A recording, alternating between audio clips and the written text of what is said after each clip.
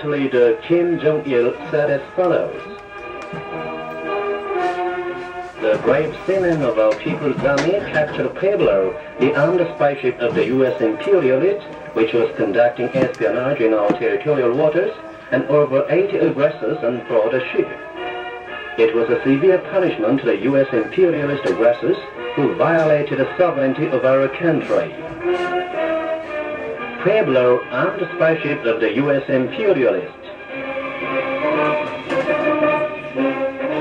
This is Pueblo, armed spy ship of the U.S. imperialist aggression forces, captured by our seamen on January 23, 1968.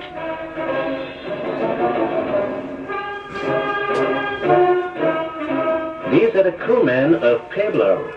There were 83, including 6 officers.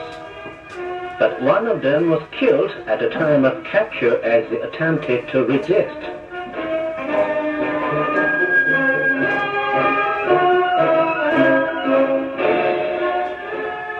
The report on the capture of Pueblo excited the world. A foreign reporter said, "The capture of a U.S. warship by other nation is a surprising event unprecedented in history. What will be the answer of the United States that claims to be a superpower?" The then U.S. President Johnson, with an air of surprise, said Pueblo was a civilian marine research vessel which was operating on the open sea, and he maintained that the capture of Pueblo and its crew was a violation of the international law.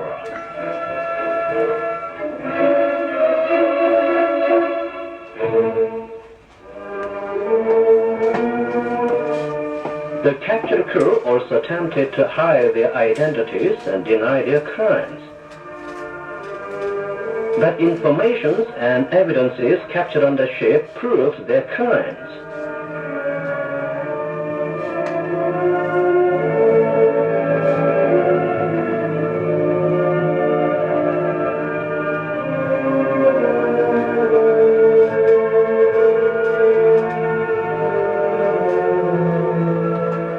Captain of the ship, Lieutenant Colonel Lloyd Mark Butcher, confessed that Pueblo was an espionage vessel belonging to the U.S. Pacific Fleet, and all the crew had rich experiences of espionage, and that the commander of the operation was Rear Admiral Frank Johnson, the commander of U.S. Navy in Japan, and their task was to detect military objects and the distribution of radar networks along the coast of the Democratic People's Republic of Korea and the movements of Navy of the Korean People's Army.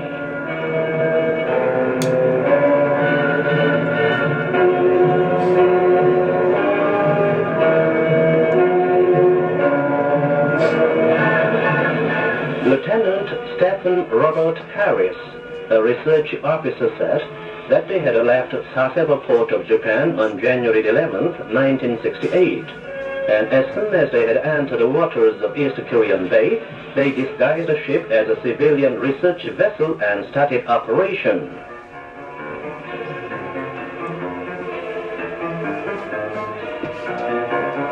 Lieutenant Junior Grade Frederick Carl Schumacher, operational officer, said that they had caught operations of various raiders on 135 occasions and photographed movements of warships and civilian vessels tens of times during the operation in the waters.